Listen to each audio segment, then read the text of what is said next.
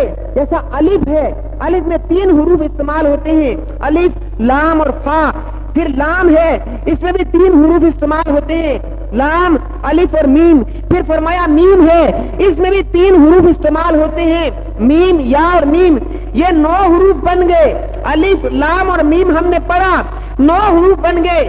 90 نیکیاں ہمارے نامہ اعمال میں لکھی گئی. فرمایا اپنی زندگی کے اندر جس نے اس کو پڑھا, اس کا حق ادا کیا, فرمایا یہ تو اس کے لیے ذخیرہ آخرت بن گیا, یہ تو اس کے لیے نجات بن گیا. لیکن جو نفس اور شیطان کے دھوکے میں آ گیا, جس نے اطمینان پکڑ لیا, فرمایا قرآن اس کو کچھ نہیں دے گا, قرآن اس کو کچھ نہیں دے گا. اس لیے کہ قرآن کا مطالبہ ہے, قرآن یہ مطالبہ کرتا ہے کہ مجھے اپنی زندگی کے اندر لے لے. اہل ایمان, اہل اسلام, اہل ایمان اہل اسلام کی یہ شناخت ہے کہ اس کی ساری زندگی کلمہ طیبہ پڑھنے کے بعد اس کی ساری زندگی اس قرآن کے مطابق ہوگی. اور یہ آج نہیں, آج سے پہلے دور کے اندر بھی انبیاء علیہ الصلوۃ والسلام کی امتوں کے اندر جو ایمان کے اندر داخل ہوئے اور جو نازل ہونے والی کتب جو ہیں, جو صحائف جو ہیں, جنہوں نے اپنی زندگی کے اندر ان کو لیا, اللہ رب العالمین نے ان کو کامیاب کر دیا. لیکن میرے دوستو بزرگوں, جب انسان ایمان کی محنت کے اوپر آتا ہے تو پھر ایسا نہیں ہے کہ جب انسان حق کا پرچم لے کے اٹھے تو ہر ایک اس کو سینے سے لگا لے. پھولوں کے ہار نہیں ڈالے جاتے ہیں.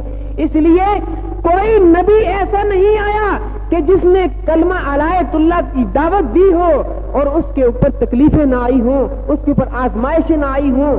کوئی ولی ایسا نہیں ہے کہ جس کو اللہ رب العالمین نے بغیر آزمائش کے, بغیر امتحان کے اللہ رب العالمین نے کامیاب کر دیا ہو. ہر دور کے اندر اللہ تبارک و تعالی نے اہل حق کو آزمایا ہے, آزمائشوں کے اندر ڈالا ہے. استقامت اگر پکڑی ہے تو اللہ رب العالمین نے کامیاب کر دیا. قرآن دعوت فکر دیتا ہے, قرآن جو ضابطہ حیات ہے قیامت تک کے لیے. جب تک اس کی تلاوت ہوتی رہے گی, اس کے واقعات, اس کی حقائقیں, اس کے ضابطے, جب تک قیامت تک انسان اس کی تلاوت کرتے رہیں گے, ان کو دہراتے رہیں گے. اور اس کے لیے یہ لمحہ فکریہ ہے. سورہ کہف کے اندر اللہ رب العالمین نے چند ان نوجوانوں کا تذکرہ کیا جو اہل حق کی ساتھ تعلق کی نسبت ایمان کی محنت کو لے کے اٹھتے ہیں. ہر طرف کفر و شرک کا دورہ ہے, ہر طرف کفر اور شرک ہے. بادشاہ وقت بھی کفر کے اندر داخل ہے, جگہ جگہ شرک ہو رہا ہے. لیکن چند نوجوانوں کے دل میں اللہ تبارک و تعالی ایمان کی روشنی, ایمان کے نور کو جاگزین فرماتے ہیں. ایمان کے نور کی ایک کرن جاگتی ہے. وہ چاروں ساتوں کے ساتوں یا 8 تھے, وہ بیٹھتے ہیں, مشورہ کرتے ہیں کہ آئیے ہم مشورہ کریں کہ یہ جو کچھ دنیا میں ہو رہا ہے ہم اس سے بیزار ہیں. انسانوں کو سجدے کیے جاتے ہیں, انسانوں پہ ظلم کیے جاتے ہیں, انسانوں سے نفرت کی جاتی ہے, جانوروں پہ حیوانوں پہ ظلم کیا جاتا ہے. یہ ساری کائنات کا نظام ہے.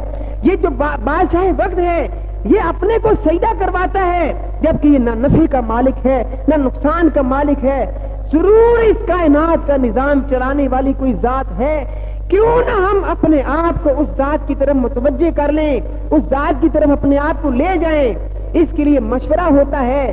دوست مشورہ کرتے ہیں کہ جب ہم اس اپنے ایمان کا اظہار کریں گے, اپنی اس بیزاری کا اظہار کریں گے تو پھر ہم جم نہیں سکتے ہیں, پھر ظلم کے پہاڑ ٹوٹیں گے اور ممکن ہے, ہو سکتا ہے کہ ہمیں قتل بھی کر دیا جائے, ہمیں قید بھی کر دیا جائے. مشورہ ہوتا ہے. مشورہ ہونے کے بعد جب یہ لوگ اس بیزاری کا اظہار کرتے ہیں, بادشاہ وقت تک خبر پہنچتی ہے کہ یہ چند نوجوان ہیں آپ کی رعایا کے اندر, یہ کہتے ہیں کہ انسان کو سجدہ کرنا حرام ہے, انسان سے حاجتیں مانگنا حرام ہے, انسان سے منتیں ماننا حرام ہے. ان کا یہ عقیدہ ہے, ان کا یہ نظریہ ہے.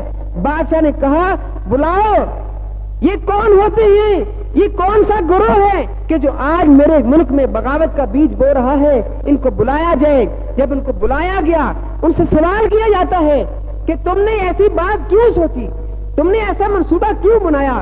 تو انہوں نے کہا کہ بادشاہ وقت ہم چند سوال کرتے ہیں کہ تو بتا, کیا آسمانوں کا نظام تیرے ہاتھ میں ہے, بارش برسانے کا نظام تیرے ہاتھ میں ہے, کسی کی موت آ چکی ہو اس کو زندگی دینا تیرے ہاتھ میں ہے, اور کسی کی زندگی ہو اس کو موت دینا تیرے ہاتھ میں ہے، کوئی بیمار ہے اس کو صحت دینا تیرے ہاتھ میں ہے، اور کسی کی صحت ہے اس کو بیماری دینا تیرے ہاتھ میں ہے۔ چند سوالات کیے، بادشاہ عاجز ہوا، اس نے کہا کہ ان کے سوالوں سے میں عاجز ہوں، ان کو مہلت دی جاتی ہے، اگر یہ اپنے اس نظریے سے اس عقیدے سے باز نہ آئے تو انہیں قتل کر دیا جائے گا۔ ان نوجوانوں نے مشورہ کیا، مشورہ کرنے کے بعد انہوں نے یہ طے کیا کہ ہم اس ملک کو چھوڑ کے نکل جائیں گے۔ راتوں رات نکلتے ہیں، ایک مقام پہ پہنچتے ہیں، ایک غار کے اندر پناہ لیتے ہیں، آرام کرنے کے لیے لیٹ جاتے ہیں۔ قرآن کہتا ہے کہ جب وہ ایمان والے اس جگہ پہ پہنچ گئے تو اللہ رب العالمین نے ان پہ نیند طاری کر دی، نیند طاری کر دی۔ وہ کیسی نیند تھی؟ اللہ رب العالمین اس حقیقت کو کھولتے ہیں کہ جو ہمارے ہوئے کرتے ہیں ہم ان کی حفاظت ایسے ہی کیا کرتے ہیں۔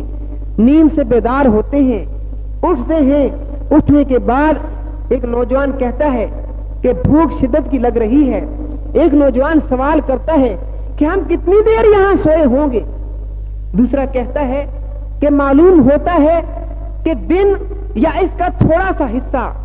دوسرا کہتا ہے نہیں، معلوم ہوتا ہے کہ جتنی دیر میں سورج غروب ہوتا ہے، جتنی دیر میں عصر اور مغرب کے درمیان کا وقت ہے، معلوم ہوتا ہے کہ شاید اتنی دیر ہم نے آرام کیا ہوگا۔ آپس میں مشورہ کرتے ہیں۔ ایک نوجوان کہتا ہے مجھے بھوک لگ رہی ہے، دوسرا کہتا ہے ہاں بھوک کا تقاضا تو مجھے بھی ہے۔ مشورہ کرنے کے بعد جس کے پاس پیسے رکھے ہیں وہ ایک نکال کر درہم ہے یا روپیہ ہے وہ نکال کے اس کو دیتا ہے اور کہتا ہے یاد رکھنا جب باہر جاؤ گی تو خیال کر لینا کہ جس سے تم روٹی اور سالن لوگے کہیں وہ مشرک نہ ہو، کہیں وہ کافر نہ ہو، اس لیے کہ اس کے پکانے کے اندر اس کے شرک کے اثرات اگر ہوں گے تو کہیں ایسا نہ ہو کہ ہمارا ایمان سلب کر لیا جائے، اس کے پکانے کے اندر اگر کفر کے اثرات ہوں گے تو کہیں ایسا نہ ہو کہ ہمارا ایمان سلب کر لیا جائے۔ نوجوان باہر جاتا ہے، جا کر سالن اور روٹی خریدتا ہے، خریدنے کے بعد جب وہ روپیہ اس ہوٹل والے کو دیتا ہے وہ کبھی اس روپے کی طرف دیکھتا ہے، کبھی اس نوجوان کی طرف دیکھتا ہے۔ اتنے میں قریب سے اس بستی کے اندر ایک پولیس والا گزرتا ہے، اس کو بلا کے کہتا ہے کہ میاں یہ دیکھو یہ سکہ آج سے تقریباً 300 سال پہلے کا ہے اور یہ نوجوان میرے پاس لے کے آیا ہے، معلوم ہوتا ہے کہ ان کے ہاتھ میں کوئی پرانا خزانہ ان کے ہاتھ میں آ گیا، ان کو گرفتار کیا جائے، ان کی تحقیق کی جائے، پھر یہ 300 سال پہلے کا خزانہ ان کے ہاتھ میں کہاں سے آیا؟ نوجوان سن رہا ہے کہ یہ کیا ماجرا ہے، 300 سال، ہمیں تو تھوڑی دیر 2-3 گھنٹے گزرے ہیں، ہم نے اس غار کے اندر گزارے ہیں اور یہ کہہ رہا ہے کہ 300 سال پہلے کا خزانہ ہے۔ اسے ساتھ لیا، تحقیق کرتے ہیں، بادشاہ کے پاس لے جاتے ہیں، اس سے پوچھا جاتا ہے کہ بتاؤ یہ خزانہ تم نے کہاں سے پایا؟ وہ نوجوان کہتے ہیں یہ خزانہ نہیں ہے، یہ خزانہ نہیں ہے بلکہ یہ ہمارا متاع ہے، یہ ہمارا راستے کا کھانے کا سفر کا زیادہ راہ ہے جو ہم ساتھ لے کے چلے ہیں۔ ہم اس طریقے سے چند نوجوان ہیں، ہم اپنی بستی سے نکلے تھے، ہم کفر سے بیزار تھے، ہم شرک سے بیزار تھے، ہم نے اس غار میں ہم نے پناہ لی ہے، تھوڑی دیر ہم سوئے ہیں، باہر نکلے ہیں تو اب پتا چلا ہے کہ یہ تو 300 سال گزر گئے۔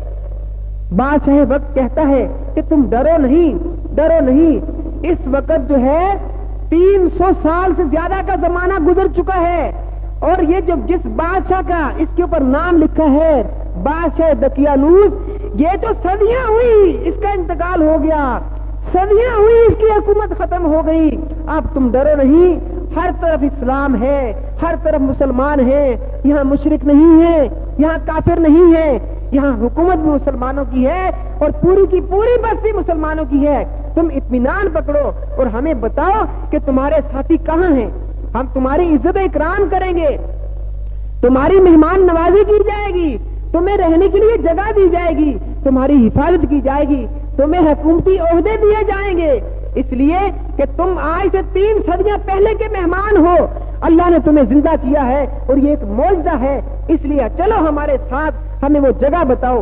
وہ نوجوان ساتھ لے کے آتا ہے، وزراء عمراء ساتھ ہیں، اس غار پہ پہنچتے ہیں اور کہا کہ آپ ٹھہر جائیں، میں پہلے جاؤں گا, اپنے ساتھیوں سے بات کرتا ہوں, ایسا نہ ہو کہ اچانک آپ لوگوں کو دیکھیں اور ان میں سے کسی کے اوپر اٹیک ہو جائے, کسی کا انتقال ہو جائے. اس لیے پہلے میں جا کے مشورہ کرتا ہوں, ان کو بتاتا ہوں, پھر آپ کو بلا لیا جائے گا. نوجوان اندر جاتا ہے, کہتا ہے دوستو اللہ عجیب ہے, اللہ عجیب ہے. واقعی جس کا ہم نے گمان رکھا تھا وہ ذات حق ہے, وہ حقانیت والی ہے. ہم تو یہ سمجھے تھے کہ ہم تھوڑی دیر سوئے ہیں, لیکن دوستو 300 سے زیادہ زمانہ گزر گیا, 3 صدیوں سے زیادہ زمانہ گزر گیا. اور یہ بات حیران ہے, یہ کون سی ذات ہے کہ 300 سال گزر گئے اور ہم یہ سمجھے کہ ہم تھوڑی دیر سوئے ہیں. 300 سال گزر گئے, ہمیں بھوک نہ لگی, بیدار ہوئے ہمیں بھوک لگ گئی. 3 صدیاں گزر گئی, بارشیں بھی ہوئی, طوفان بھی آئے, آندھیاں بھی چلی, اندھیریاں بھی چلی, دن بھی آئے, رات بھی آئے, کئی زلزلے بھی آئے ہوں گے, سب کچھ ہوا, لیکن اس مالک و خالق نے ہمیں خبر نہ ہونے دی. تو دوستو اپنے آپ کو اس ذات پاک کے حوالے کر دو کہ جس نے 300 سال ہماری حفاظت کی ہے, ہمیں ضائع نہیں کیا ہے. اپنے آپ کو اسی کے حوالے کر دو کہ وہ ہمیں ضائع نہیں کرے گا. مشورہ ہوا کہ ہم باہر نہیں جائیں گے. اللہ کا قرآن کہتا ہے کہ ہم نے ان کو